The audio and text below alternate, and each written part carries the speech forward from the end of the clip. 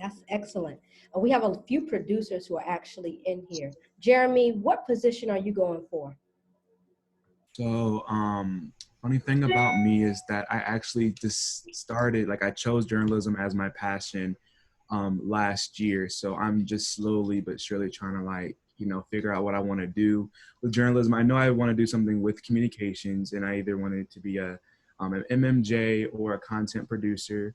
And so right now I'm really looking for an internship so I can get more experience. I have joined my university's student ran news section, so I've made a couple of packages, done stand-ups, and I'm just looking really for like more experience. And I really am trying to like get like an internship at like a real like a legitimate news station, just so that way I can feel more comfortable before I actually start applying for jobs, because I feel like I definitely have like a lot more to learn. Okay. So I'll be honest, I'm not really looking for a job, just more like more ways I can get more experience so that way I can land that job in the future. Perfect. Well, you are in the right place. And I see, Marla, you are admitting everybody. I'm going to go ahead and share my screen, and we're going to get this party started. So as you can see here, this is everybody, right? So a lot of people are going to Oh, be in and out. So if you see yourself on a Facebook group, this is good. Do me one favor. I need everybody to mute themselves. If you are not Kate Dottie, just please mute yourself and make sure that you are on mute. And I see some people, they are registering for the event right now, which is smart. Let me see this. Okay. Hello, everyone. I hope that you are doing well. My name is Kamara Daughtry, and today we have a very, very special event. It is not every day that you get to speak to two corporate hiring managers, and then that you also get to ask questions, share your PDF files, and then they also have jobs. I mean, like real life jobs that they want to hire for and like get people in the seats tomorrow. So you are in for a really, really good treat. I'm also joined with Marla Spence Howe. She's our social media coordinator for DCOW, and Kate Dottie, okay? She's the development for team and talent at Morgan Murphy Media. And her vice president of news of Morgan Murphy Media, they were very, very gracious to extend some time to speak with us, answer our questions, and really learn how to secure a job in journalism during a pandemic. Again, if you are just now joining us, you want to go ahead and make sure that this is on mute. We are streaming on our Facebook Live. We are streaming on our Facebook group, so Digital Career Opportunities Worldwide. So today we are going to have some fun. We have a PowerPoint, and then we're going to get to the nitty gritty, making sure that you get your questions answered and that you get what? A job. So that's what we're going to do. If this is your first time meeting me, I'm originally from Atlanta, and now I'm based as a social media specialist in Baltimore, Maryland. So that is really, really cool. So everything social and digital, I'm always looking at. First, before we get started, what I want to do is, as I introduce Kate Dottie, if you can, please go ahead and put some virtual hand claps in the chat for me. They can be emojis, they can be the feature that we use on Zoom, but we want to make sure that our guest speaker, she feels welcome. So make sure that you give some claps in the comments below. Thank you. And another thing, connect with the speaker on LinkedIn. What you want to do is really anybody here that you see their name, you want to go ahead, type their name in LinkedIn, and you want to say, hey, listen, I met you at this event. I want to know if it's okay if we talk offline. And any questions that you have, please make sure that you write them down. Sometimes I get good questions. I go, oh my goodness, wish I would have remembered that. But if you write it down, I promise you, you'll be able to help somebody else. First and foremost, we have Colin Benedict, the Vice President of News of Morgan Media. Morgan Media. For this role, he was the lead for news and content strategy, and Kate just let us know that he has ran multiple newsrooms. So when it comes to talent, when it comes to producers, when it comes to what you need on your reel, how do you talk to a news director, how can you really navigate an interview, he is also the best person to do that. Next, we have Kate Dottie, who is here with us. She's the Director of Talent and Team Development for Morgan Media. She is very nice. I've spoken with her on the phone multiple times, but she is a very warm person and she wants to help. So if we can go ahead and drop those emojis in the chat, yay, you all put them in there, excellent. We're gonna go ahead and get started. But first, Kate, I'm gonna allow you to just briefly introduce yourself and just tell the group anything that you really want them to know. Sure. Well, thank you first and foremost for the really kind welcome introduction there. That's very nice of you to say that I'm warm and friendly and very nice. I've been with Morgan Murphy Media for about 6 years. I started with the company in a sales capacity and moved into a sales research role. I've been in this HR focused role for a little over a year now. Started in October, and 4 months later we went, deep into COVID, and so it's been an interesting first year, but I've enjoyed every second of it, and I really do enjoy all of our markets, helping all of our markets find talent for their newsrooms and for all of the stations across our company, and it is one of my very favorite things to meet new individuals just starting out in the industry and helping them find their way and following their path as they start their journalist journey. So happy to be here. Thank you very much. Thank you. And this is the question that everybody has been waiting on. Are you all hiring? We are definitely hiring. Yeah, Sure. we will dive into that. We are hiring in every single one of our markets. Yes. Excellent, excellent, excellent. So I saw a lot of you all go from here and a big smile went on your face. And then also, I want to make sure we want to thank Marla Howe. She's our social media coordinator, and she is doing a lot today, a lot behind the scenes. So she is the creator of Moms on TV Facebook group. So if you are a mother, I know Andrea, make sure you connect with Marla. She'll put you in the right place. This is our agenda. First, we are going to talk about different challenges that newsrooms have had to overcome in 2020. The reason why I pointed this out is very important. Whether you are 5 to 10, 15 years, if you can find the solution to a problem, you can have a job.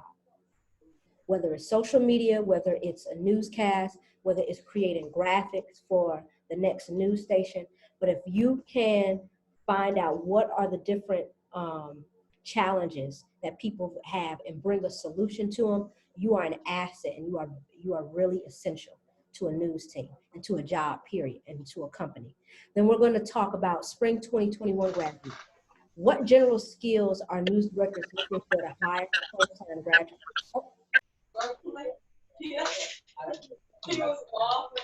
Give me 1 second.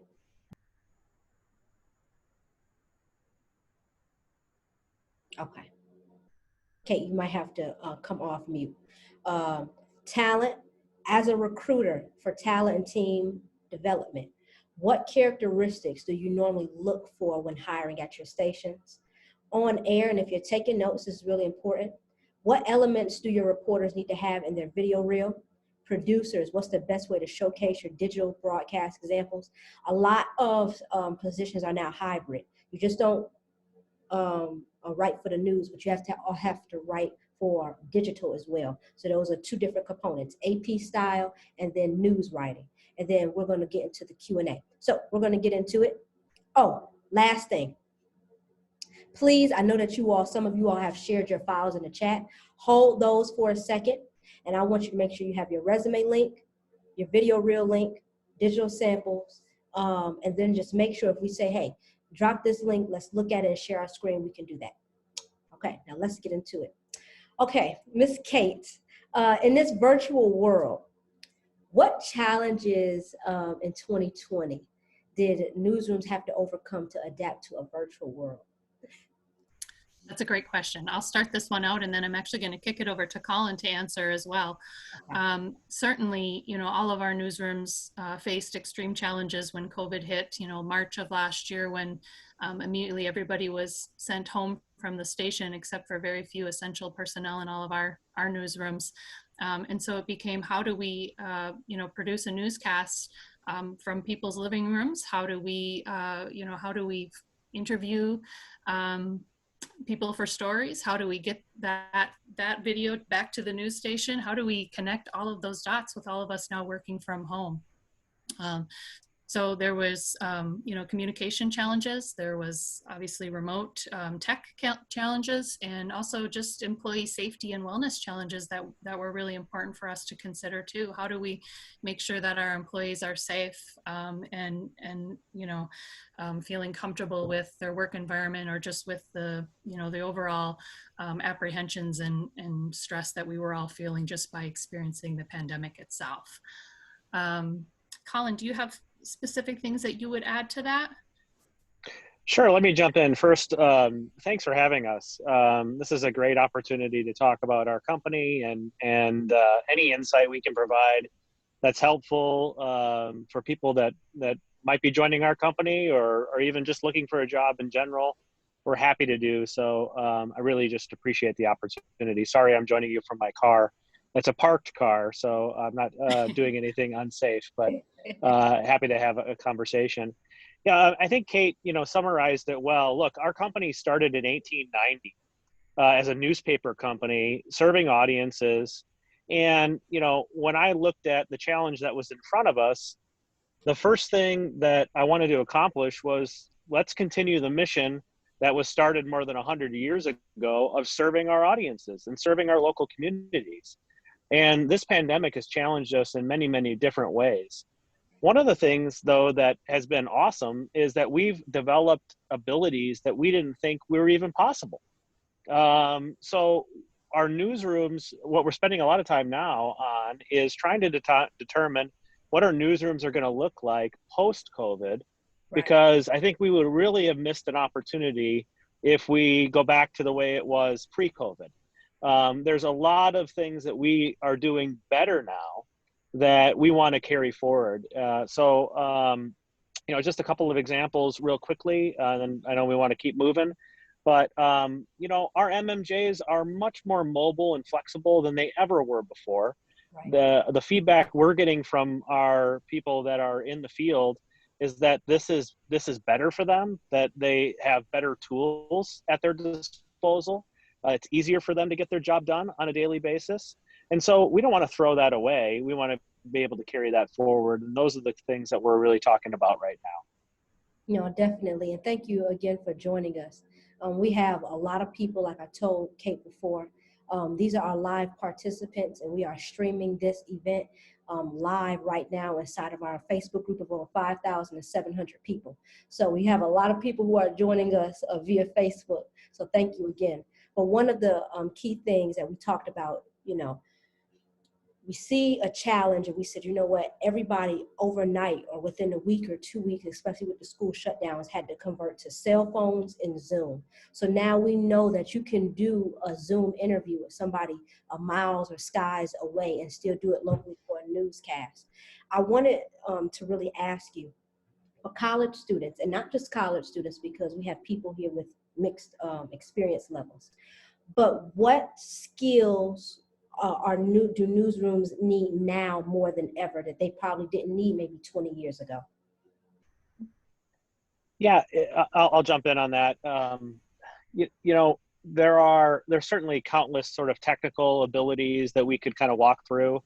But I'll tell you, the number one thing that I'm looking for when I'm sitting in front of somebody doing an interview and talking about opportunities with our company, I'm looking for somebody's willingness to learn and their ability to understand new concepts and bring them, to bear, to put them to practice. That skill, and I do think it is a skill, that skill is probably more important than I know how to, operate this particular camera, or I know how to edit on this particular software, because those things change over time. And so what I'm really trying to understand is their willingness to learn, their willingness to be part of a team and grow and sort of take the opportunities they have in front of them. So that's sort of the biggest thing that I can impress upon anybody. And this isn't just for early stage journalists or people that are just kind of out of college. This is for anyone that's walking into a newsroom now is, how do I put myself in an environment where I'm always learning and always acquiring new skills, because our business is changing so rapidly. We need people that sort of think that way. Yeah, definitely. And about the rapidness, everybody went from a week prior to the country shutting down on March 16th, everything was normal. And then once that hit, everybody said, okay, we have to figure out something really, really quick. So our newsrooms can still keep afloat. People don't get sick, but then our staff is, everybody dealt with. This is how we can still air a newscast. We've even seen meteorologists who've been coming to work, and I just said meteorologists because I know one, who went to work every single day, 30 years, never took a day off. And now they were moved to go home. And they said, listen, now you can do your newscast from home. Kate, I wanted to ask this question when it came to internships, because during the time last year, there were a lot of people, and internships are just not for undergraduate students, but graduate level as well, and sometimes even paid rotational programs. But a lot of internships were paused due to the pandemic because people really weren't familiar with how to do everything online. So as a hiring manager, is this still a requirement for people to have that hands-on internship experience for a job? Internship experience in a newsroom is always very helpful for journalists as they move into their career role, because they, through that internship, they learn the pace of what it's like to work in a real newsroom. It's not 100% a requirement. If they can highlight to us maybe what they've learned during their capstone project or their classroom experience, that shows that they've kind of have a knowledge or experience of what that pace is going to feel like, what that day-to-day is going to look like. Sometimes that's transferable. It doesn't 100% transfer. That internship many times does prepare them for the pace, but I wouldn't say that it's a requirement. I wouldn't say that it's 100% a deal breaker if somebody doesn't have it. Right. Yeah, that's a good one. And I wanted to ask you, Colin, especially when we have some people in our group who've taken a break. So during this time, they've probably taken a year break. So what would you kind of expect from those people, those candidates who want to hop back in news? Yeah, I mean, I don't think that's a disqualifier, to be honest with you. That's a conversation, discussion point in an interview. I'm going to look at sort of what is their life experience, and what does their work experience look like recently. And, I know I've talked to many candidates recently who said, look, I had this going on personally. I decided to step away for a little bit. We view that, we would view that positively. I think just trying to be transparent and honest about it. Maybe that's an explanation even within your LinkedIn page or something like that, just to kind of get over the hurdle of into the interview setting where you can have more of an honest conversation about it. And then I'll mention, just while I have the chance, anybody on here, please hit me up on LinkedIn. I've noticed already like a few of, notifications coming through on my phone. Happy to connect with anybody on here at all. And we're always trying to build our network that way too. So please don't be shy about that. You all are on it. Excellent. Y'all are on it. And I'm glad that you mentioned LinkedIn, because when people are searching for a job, and now, so if you're staying with us on Facebook, and if you are staying with us from our live participants, we are getting to the jobs. A lot of people have said, you know what, before you would go to big networking events, I would go to one once or twice a year in New York. I mean, huge. But now everything is virtual. So Kate and Colin, Kate, I'm going to go with you first. What is the best way to virtually network with somebody? Like what is the, what's the protocol? Yeah, that's a great question. I think that you should never be afraid to reach out with a message to a news director, or, even more importantly, I think it's great to connect with people like me in these type of media roles, because, people that are in HR and in the recruitment sector of the company have their finger on the pulse of the hiring needs for all of the stations in the company usually. And so by connecting with one person, you kind of are now creating a net to get a feel for what's happening in all of the different newsrooms. And one thing I would suggest to people is when you go ahead and reach out to somebody like me, throw your reel and your resume right away in that first message, because we are essentially going to look at that right away. I have a lot of people that reach out and say, hey, I'm interested in a position. Do you have anything open? Well, I would suggest people maybe to go to our website ahead of time and see what we have available, because everything is right there. You know, we kind of prominently display our openings, and so reach out to somebody like me or Colin or a news director and say, I see you have an MMJ position open in Madison, Wisconsin. I'm interested in that. Here's my reel and my resume, and go ahead and ask to connect with me. I will always make time to have a phone call and have a conversation with a candidate. And if that position isn't a right fit for you, then I'm going to connect you with a news director in a few other markets where it might be a fit. So you cover more ground by reaching out to the HR and the recruitment folks if you can find their contact information, and also Colin as well. When it comes to our company, for sure, Colin is as willing to talk to candidates as I am, and he's he's not in the HR part of our company, but he's always willing to connect. And the nice thing is that once you've talked to us, you're on our radar too. And I'm kind of watching your career where it goes and keeping you in mind for future openings as well. So I see so many people, when you said attach your reel, a couple things, specify what station you're looking for. Are you just generally looking for jobs?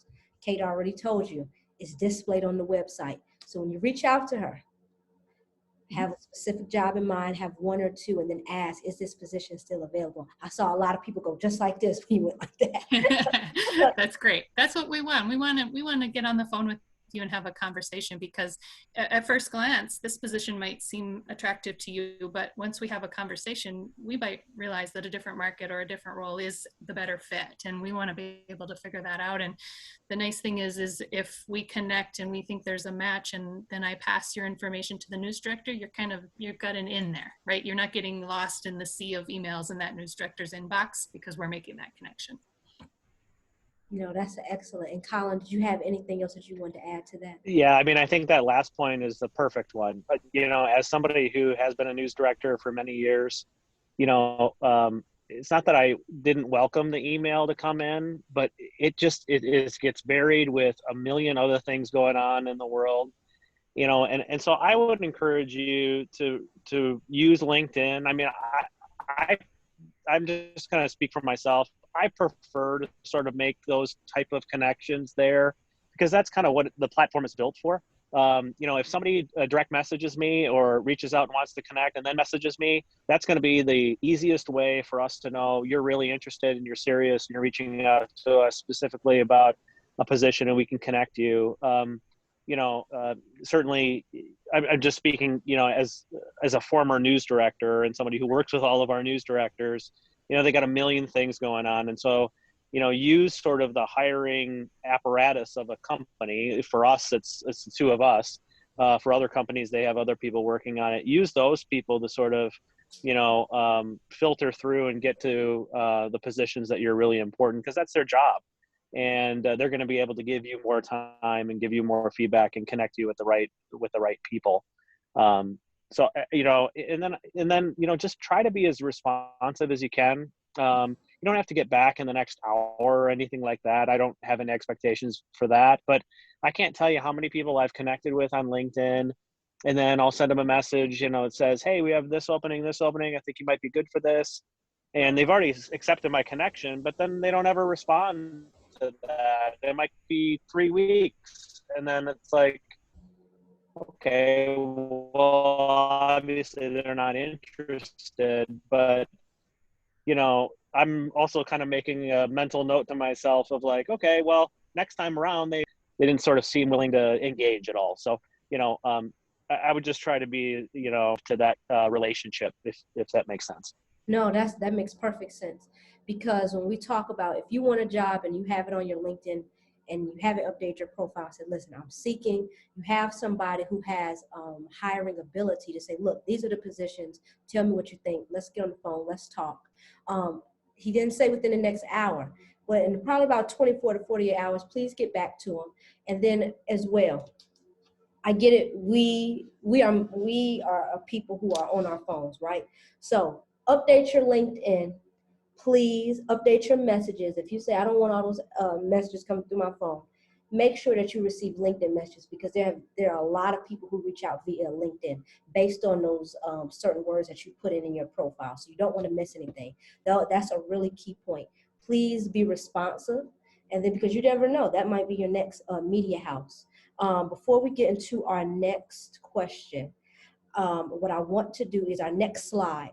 I would like everybody, we're going to have Marla read off some questions, but if everybody could throw in the chat a question that you have before we get into our live Q&A, that would be good.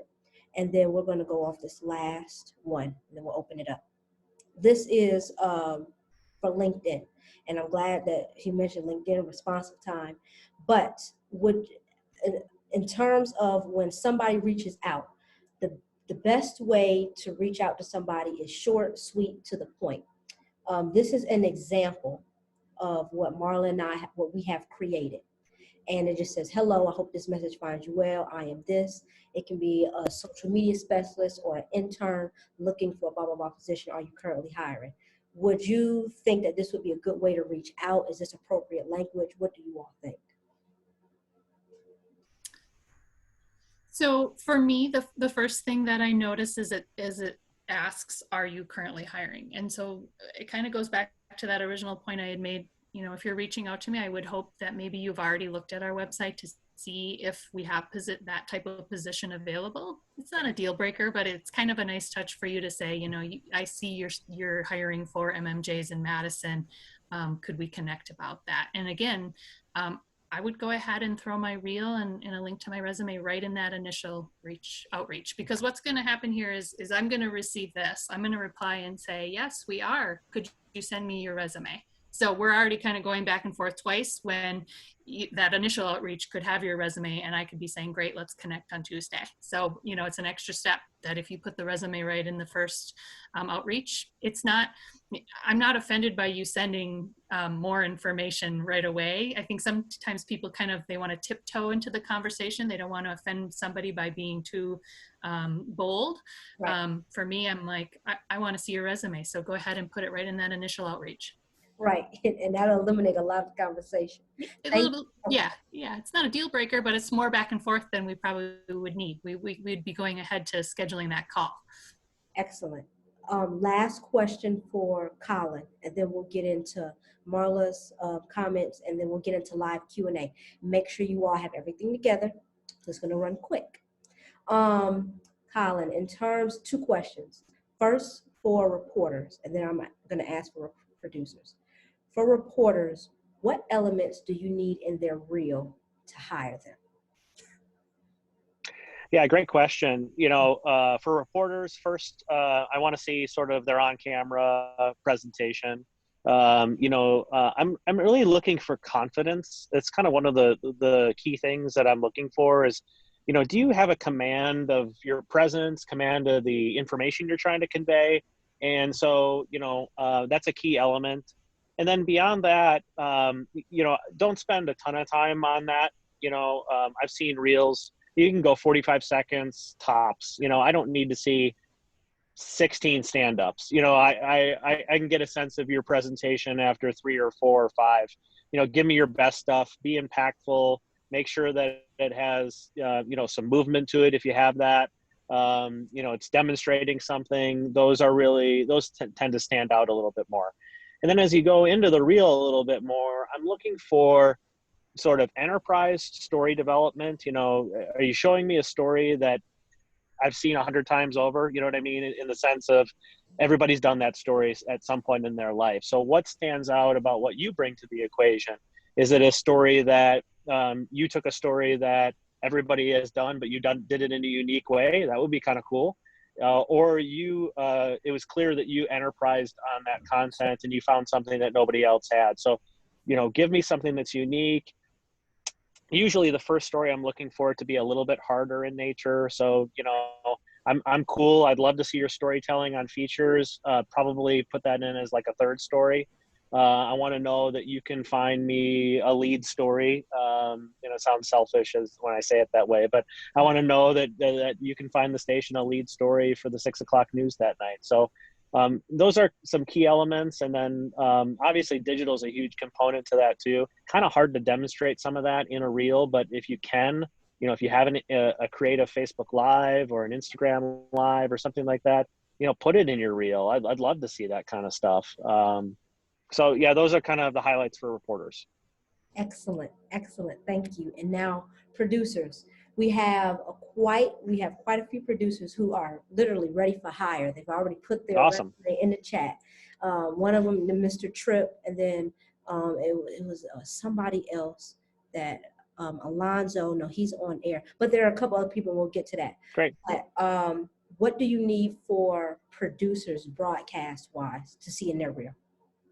Yeah, you know, again, it's a little bit different because I'm not evaluating your on camera. So in the beginning, I would really be thinking about sort of what do I have that's really creative, and I kind of like a montage there. You know, if you have a couple of showcasing elements, unique ways you started a newscast, or some different camera angles or presentation styles that you used. You know, give me a montage of 45 seconds to a minute of different things that you think look good, and showcase your writing and showcase your creative ability in the newscast. And then after that, give me sort of a little bit of a longer section of an A block in particular. And if you can give me 2 or 3 of those, then I'm going to get a sense of how you put a show together, how you can kind of, you know, carry the viewer through an entire segment. And if there's a couple of different examples of that, that would be great. Excellent. I see so many people just writing down notes. This is so good. Make sure that you all please send a note to Colin and Kate and tell them thank you after this on LinkedIn, because that will just be great. So now we're going to pass it over to Marla. Marla, can you please present 2 questions from us in the chat? I know I see a lot of them in the chat. And then we're going to get to our live Q&A. So no pressure. We have Facebook. Awesome. So Marla, are there any, we can do first and last name, and then we can also just do question.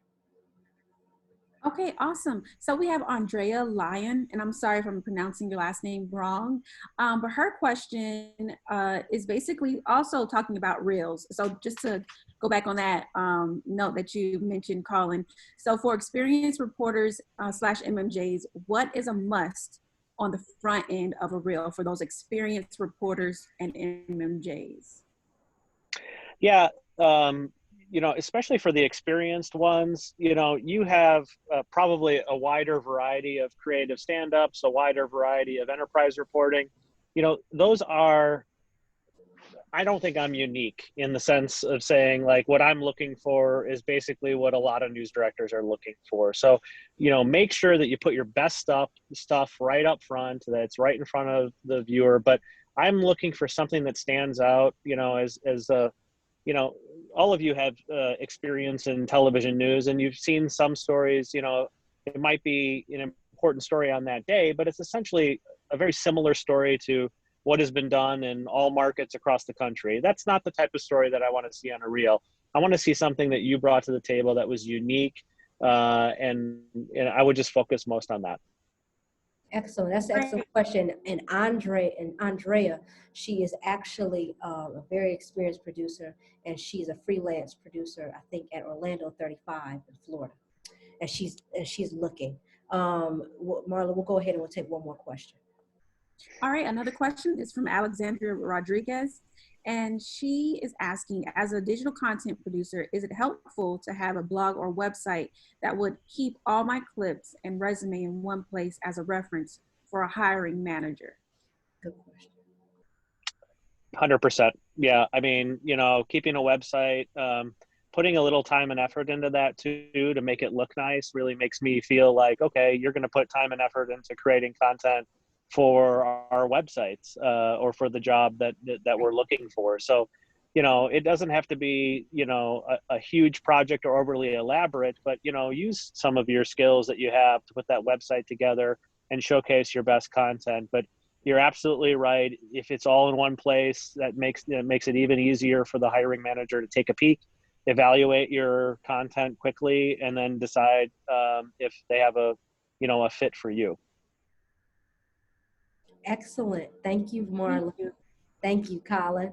Okay, now, before we jump into the live Q&A, because I see the DMs, trying to stay focused. But we want to ask you all, now this is where you all make sure you have your resume links. Let me go back. See, I do the PowerPoint so I can stay on task, or if not.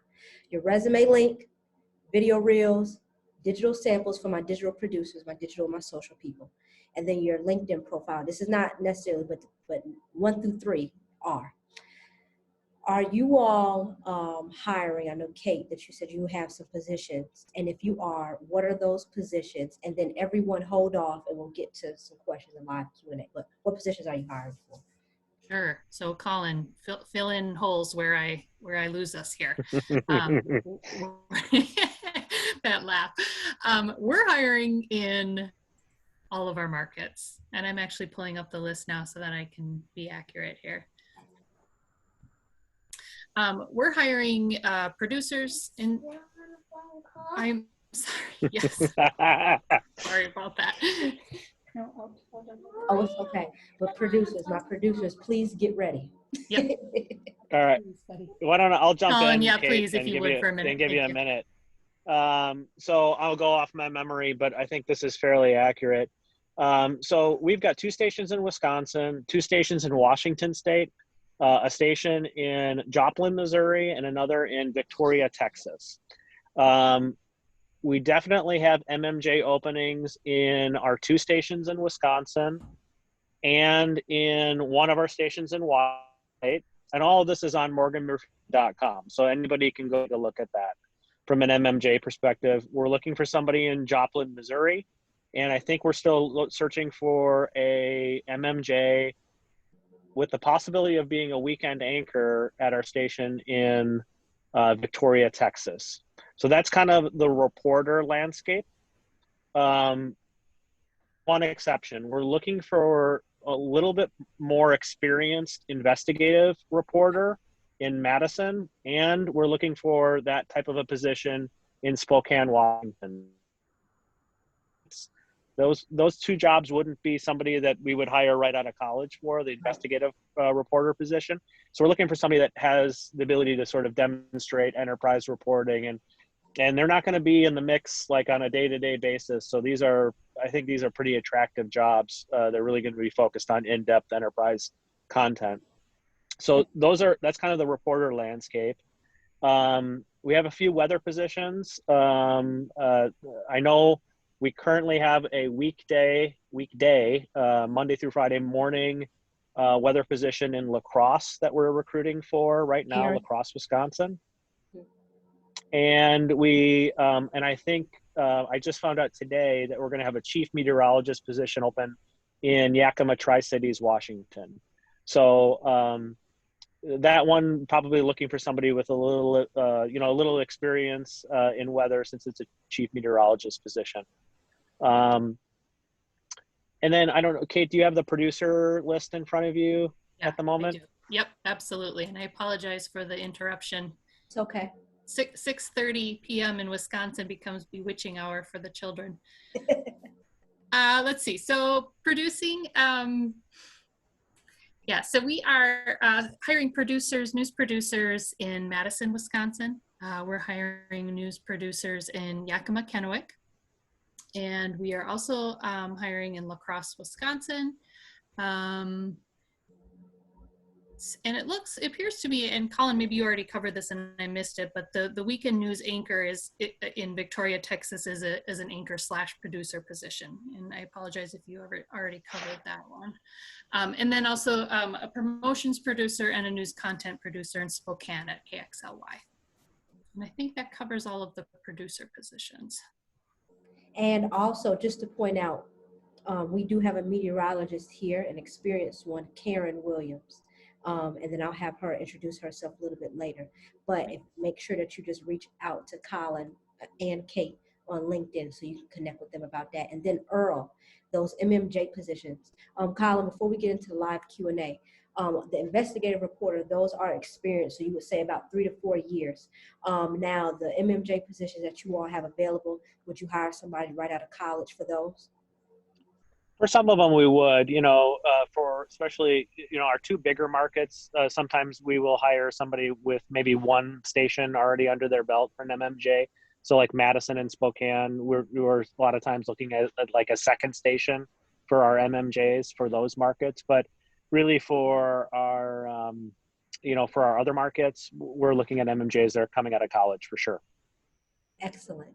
Good. And I would add just one point to that. One of the advantages of working for one of the smaller markets within Morgan Murphy is you will get the opportunity to do some anchoring. A lot of those newsrooms are looking for people that are going to be willing to, kind of pitch hit and fill some holes when needed. So you maybe would be doing some weekend anchoring or some producing as well. And so you're getting a lot of experience, even if it's your first role, getting a lot of experience in some different areas of the newsroom that helps you kind of narrow in on your focus. I thought I wanted to be an MMJ and maybe an anchor, but really I'm leaning towards producing and giving you that advantage of all of those different experiences within the newsroom. This is excellent. Okay. You all have heard enough of me talk. I know your eyes have been on Kate and Colin. And then let me see this. Earl, I want to make sure that you are a graduate and you've dropped your reel, but make sure that you reach out to our guest speakers about those MMJ positions. And now what we're going to do is I'm going to stop sharing the screen. Marla, oh, we can see everybody. You all can get on gallery view. And we have another producer who's actually joining us as well. But you all can go on gallery view so you can see everybody.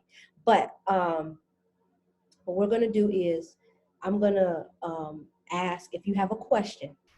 Please come off mute. If it's two of you all come in at the same time, just matter of fact, it would be better, just raise your hand on Zoom, please. Just raise your hand.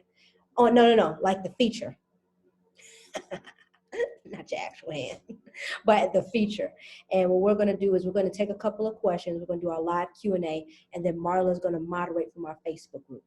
First, we're going to go with Mr. Tripp. And the reason why I keep saying his last name is because I don't like messing up people's names. So you have to do your first and your last name. But please tell us, introduce yourself, and then ask your question. It's okay, Kamara. You've never gotten it, but it's fine. It's Mihai.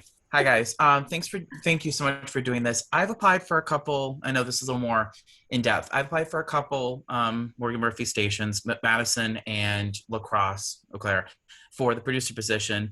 I looked, I think I'm 90% sure I meet the qualifications for La Crosse Eau Claire. Madison, I'm not sure about. And Sure. I've applied, I've looked into it. I didn't reach out to you guys because I didn't know about you guys at first. I knew a little about Colin. I didn't know about you, Kate. I apologize. So I've applied and I didn't hear anything. And I plan on reaching you guys out to you after, but I'm not really sure what to do. And I don't love sending news directors messages on LinkedIn. It doesn't usually work. I've tried it for some other places. Sure. Okay. I just don't know what I should be doing. I mean, I'm doing interviews, I'm talking to places. I just want to, get a shot at those two places. Both are very interesting. There are a couple other markets you mentioned that I'm like, maybe, but those two are the ones I'm like honed in on, like the two I really want to be at the most, Yeah. I mean, the best advice I can give you is, hey, I'll connect with you personally and we'll figure it out. Okay. I have to go back to those news directors and sort of understand where their search is, Sure. at this point and how you might fit into that. But Sure. I'm happy to do it. So, we've made a connection and I'll make sure to follow through.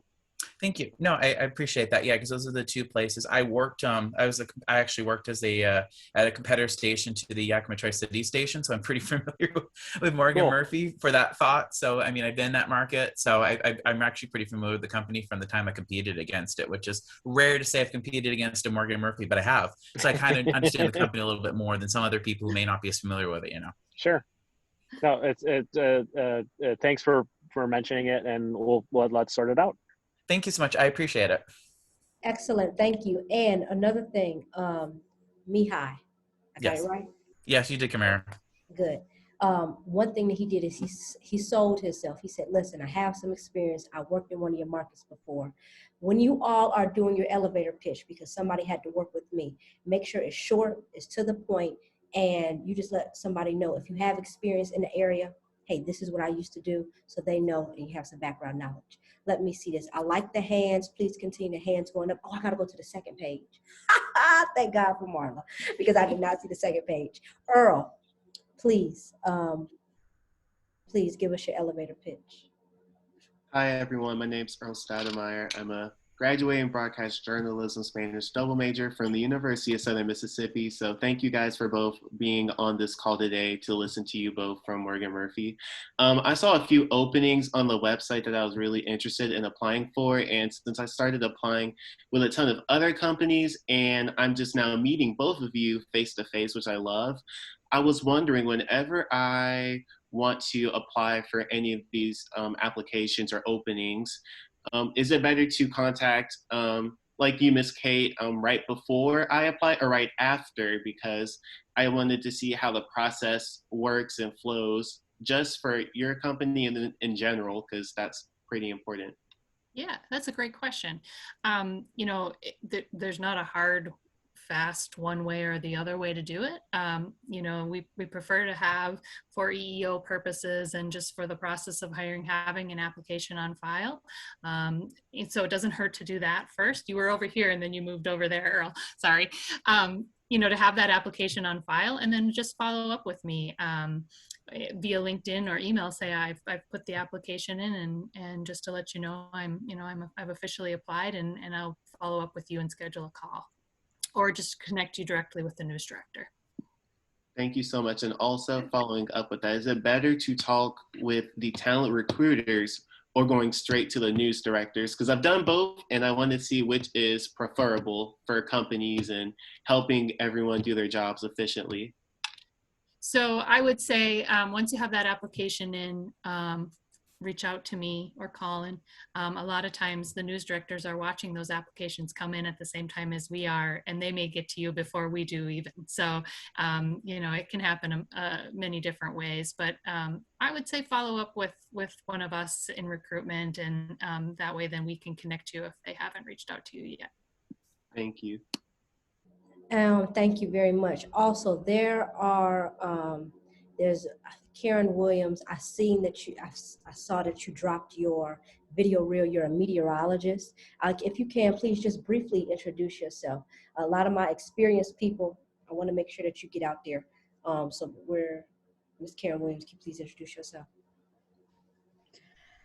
Good evening, everyone. I'm meteorologist Karen Williams, and I'm from Greenville, Mississippi.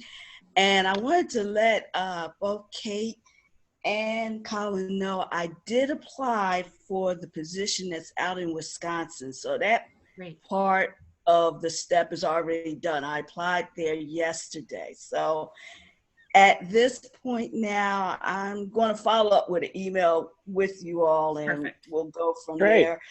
There's been a lot of information out here, and Tamara, I thank you very much. You've been a blessing. You really have on this one. I really appreciate this. So Kate and Colin, I will be following up with you when we're done. Great. But I already applied. I already put that out there. Ms. Williams, how long have you been a meteorologist, if you don't mind me asking? I've been a meteorologist. I've been here in this market for 2 years, and I was in 2 years in Hagerstown at the Herald Mail Media. So I have a total of 4 years on air, and then the rest of my skills are as a weather producer. Excellent. A producer. Excellent. Thank you. Also, Zaina. Hi, Zaina. And I see everybody else with your hand up. Keep your hand up. We have about 15 more minutes.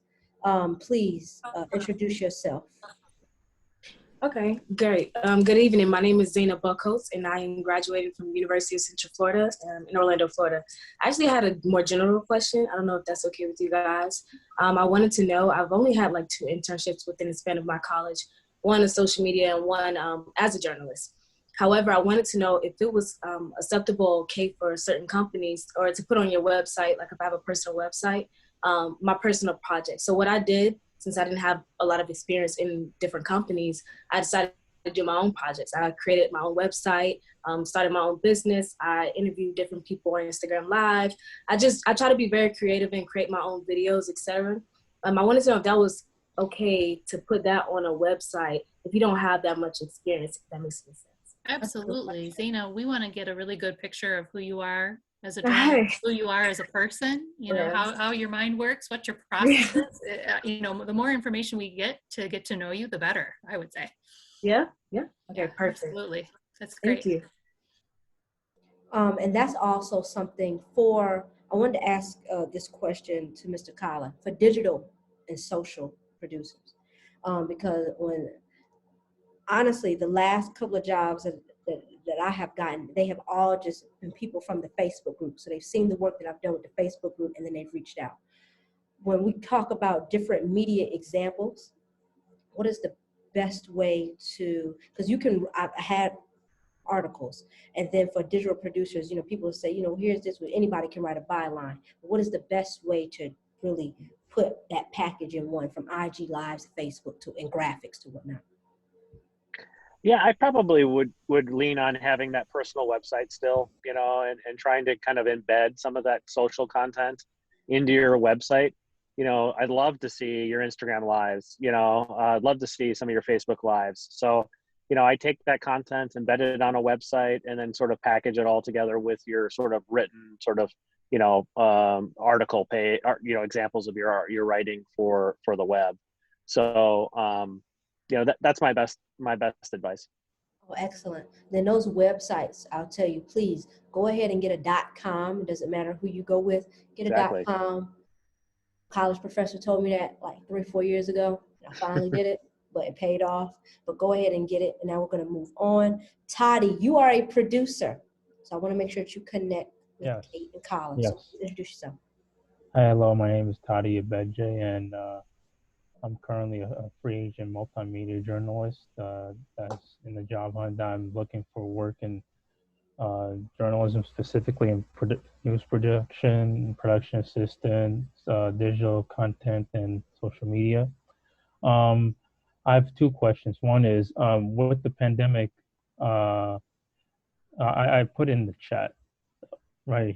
Yeah. Do you believe that people in newsrooms and companies will work from home without going to the office due to the pandemic? And I've done some Instagram like video lives on about like interviews. Is that is that okay for a reel? But even though if it's not on landscape mode. Yeah, I mean, as I'm putting my hand in front of my face, which is, you know, a major faux pas, I would say, yeah, you know, even if it's not landscape mode, it's okay. I mean, I think that fits the format in a lot of ways. You know, you know, for an Instagram live, I mean, it's not going to be in landscape, so that's not an issue for me at all.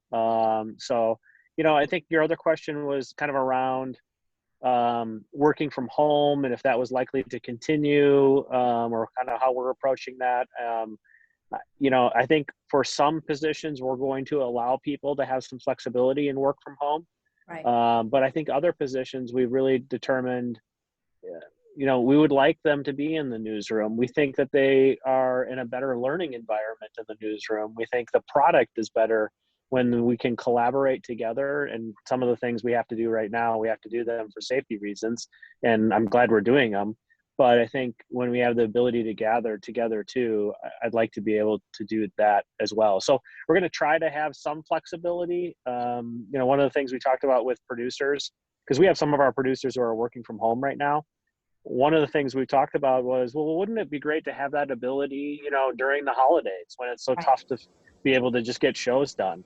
And somebody could go produce from another city because that gets them closer to their family, you know, between Christmas and New Year's or any holiday. I think we want to be able to do that kind of stuff that shows that we care about our employees and that they can get to their family members, and we're going to prioritize that. But I don't know that we'll do like remote show producing on a regular basis, because I think there are some limitations to it. That's an excellent Did I answer your questions? It did. Great. That's and make sure that you reach out, Toddy, also for those jobs. And that's really an excellent question. We've seen some of the not broadcast news producer positions but the digital producer positions say, because companies want to blah, blah, just say, hey, we're doing it fully remote. We might say we know that we can determine this is going to be remote for the next 6 to 8 months, then you might have to relocate. But those are really good questions to ask during an interview. If you have to remote, or, should I look to relocate? What is this? Ronald, De'Ara, Keisha, and then we'll have one more. Oh, yeah. Okay. Go ahead, Ronald. Can you hear me? Yes. Hello. I'm happy to be here. Happy to just be giving your time. My name is Ronald Smith. I'm from Long Island, New York. I am currently a freelance sports journalist, and I just wanted to know, just to come back to the resume, and also on the reel, more on the reels. Like for me, I've also done interviews on Zoom calls on Instagram, and also too been able to do freelance press conferences, being allowed to be invited to go to press conferences such as Bellator and PFL. So I would love to know too, would that be a big thing to put on reels, since they can't be too long? You need your stand-ups and you need your packages. Would that be needed on your reels? If it showcases a skill you have that you think is unique and valuable, then put it on there. Yes, I'd love to see that stuff. I mean, that shows me you're being creative in your storytelling. You're figuring out ways, even with the pandemic, that's making it so challenging for all of us, to still tell good stories. So I'd say, if it's your best work, then make sure you put it on there. And last thing, how do when we're about to send your resumes and being interviewed, how do you, while conducting them, how do you handle when someone tells you, we like you, but you're overqualified? Yeah, I don't like that phrase at all. I don't think that's fair to the candidate, to be honest with you.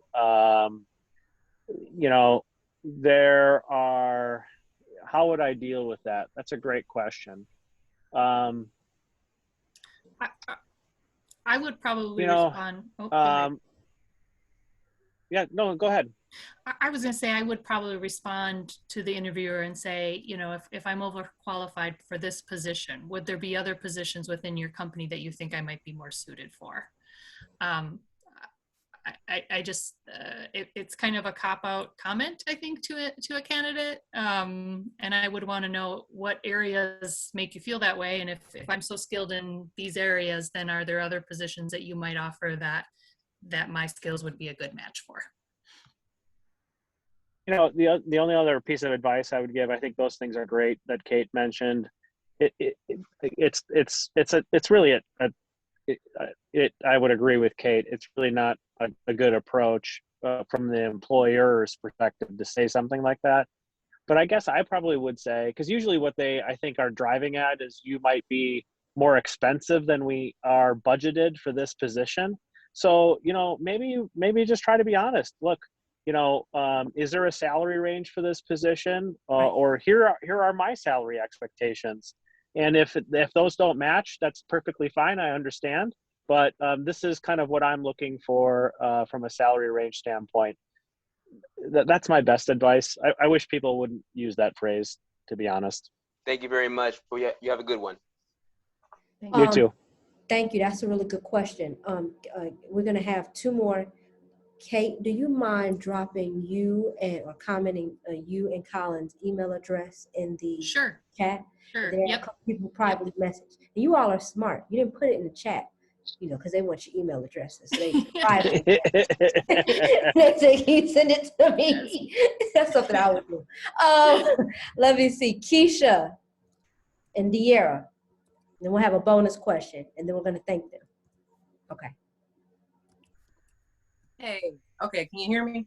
Yes, and I like your hair and your outfit, by the way. It's a nice purple on you. Thank you. Thank you so much. My name is Keisha Swafford. Hi, Mr. Colin and Miss Kate. Nice to meet you guys.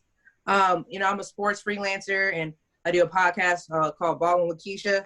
And so I'm really, passionate about sports. And I saw that you have a position for, sports anchor, MMJ in Spokane, Washington. So I live in Louisiana. So I was just wondering, like, what kind of relocation package do you have? Yeah, I mean, typically, there's not a one size fits all. It's part of sort of a contract negotiation. We do typically offer some level of expense reimbursement for moving, but it tends to be sort of related to the position and related a little bit to, you know, where you might be relocating from. So, you know, I guess the best answer I can give you is yes, that's something our company does. I just don't have a hard number. It would sort of depend on a number of factors. Okay, that's fine. And also I want to know, how do you develop journalists who don't have a lot of experience, like in the newsroom, but are willing to learn and grow with a team? That's excellent. Great question. And it's going to give me a chance to talk about something that I really love. One of the things that we do that I think is a little bit unique at Morgan Murphy Media is we've invested in a position, an individual who is whose title is storytelling consultant, and his sole job is to work with our reporters and our photographers on improving their craft. And so, you know, he's a former PPA, a photographer of the year. He was an MJ many years. Worked in Denver. Worked at our station in Madison. Very well respected coach. And you know, I think it's a great example of us investing in something that can help your development. But the reality is, we still need to be able to hire people that are going to take advantage of things like that, because you know, we have people in our company that email him once a week looking for feedback on stories and on calls like this, and they go through stories together. And then we have people that maybe talk to him once a year. And of course, you know, which one of those people do you think gets more out of it? It's the person that uses the resource. So, you know, I go back to the very first thing I said on this call is I'm looking for people that are hungry to learn, that want to, you know, take ownership of their personal development. And we're going to put tools in front of you and we're going to try to help, but it's got to come down to you. So that's one thing we do. Obviously, there's mentoring that's done within the stations, and the news directors are expected to give you feedback, and that's on top of that. You know, I'll just tell you another really quick story, because I think it's a good example of our company. You know, recently we had three producers who are coming to the end of their contract in Madison, and this is market, I think it's 81. And one of the producers is leaving for a job in San Francisco, which is, I think, market 5. And another producer is leaving for a job in Chicago, which is market 3. And another producer has decided to stay and become an executive producer. And the argument I was making to our company, our news directors, was all three of those things are successful. We helped, and those individuals took advantage of what we were able to offer, but all of them took the opportunity to grow, and in 2 years positioned themselves, to two of them, to move to top 10 markets.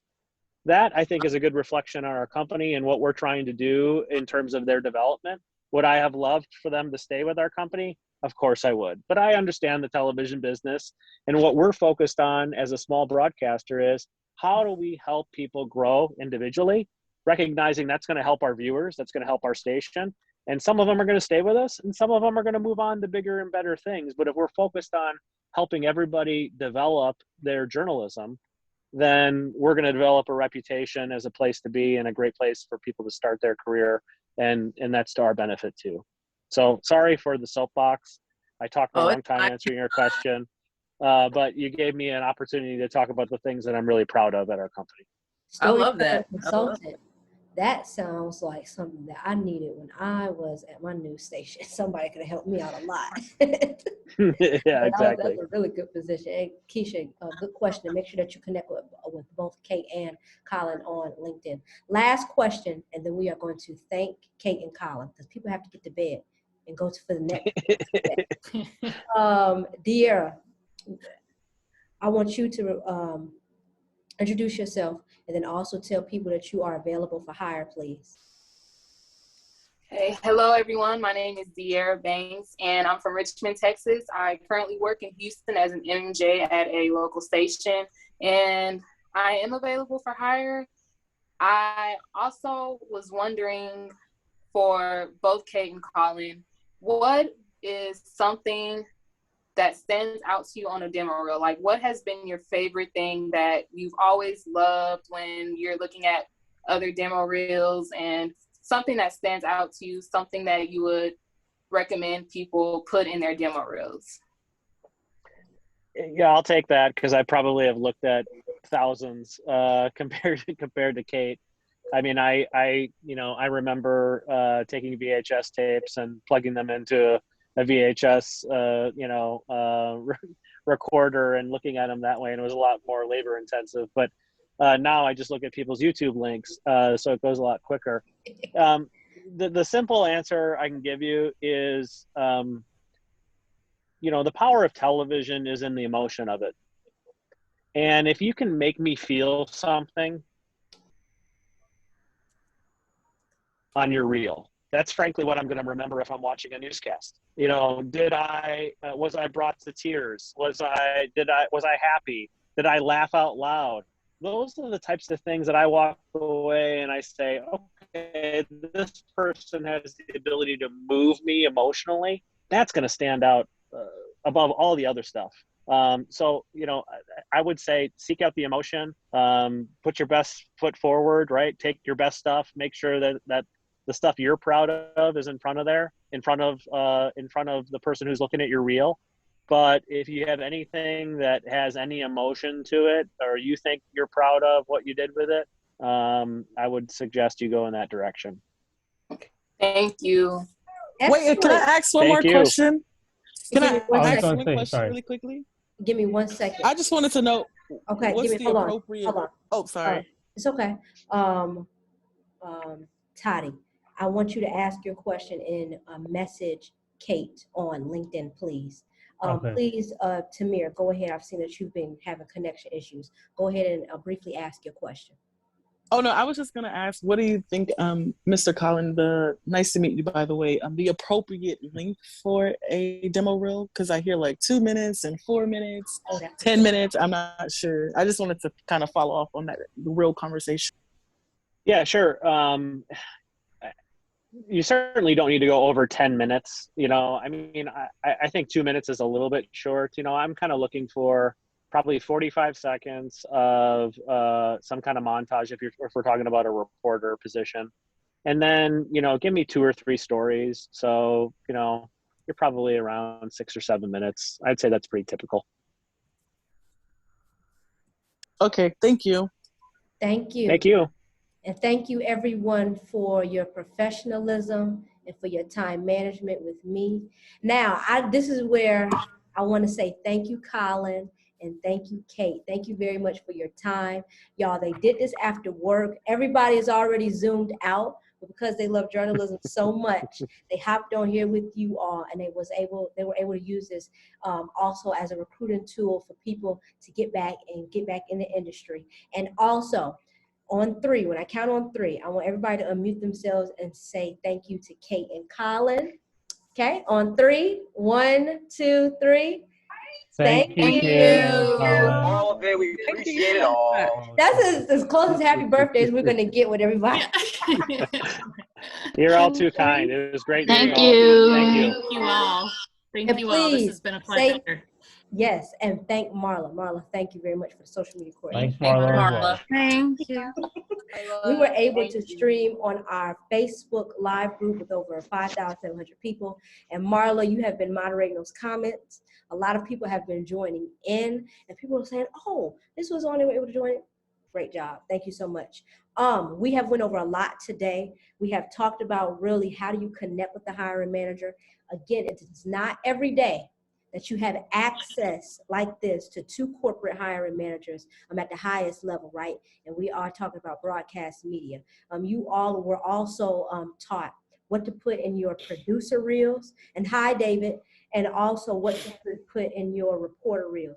David is another producer, and the reason why I'm shouting him out is because, David, make sure that you connect with Kate and Colin on LinkedIn as well. Hey, Colin, thank you for being present. Thank you.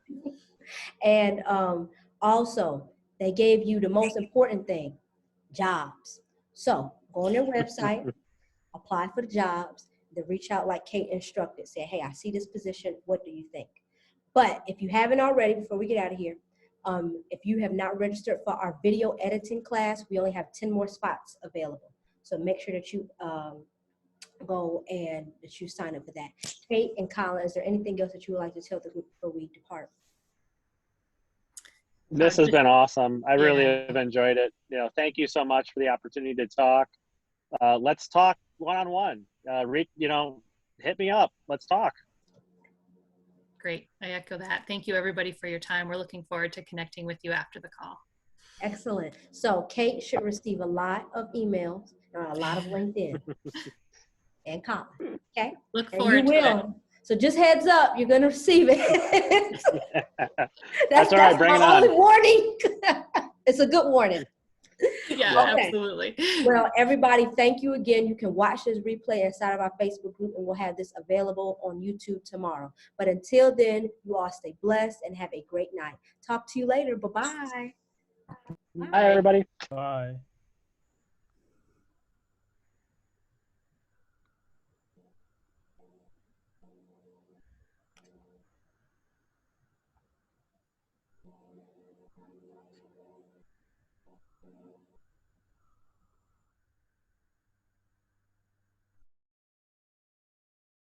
Give me 1 second, Marla.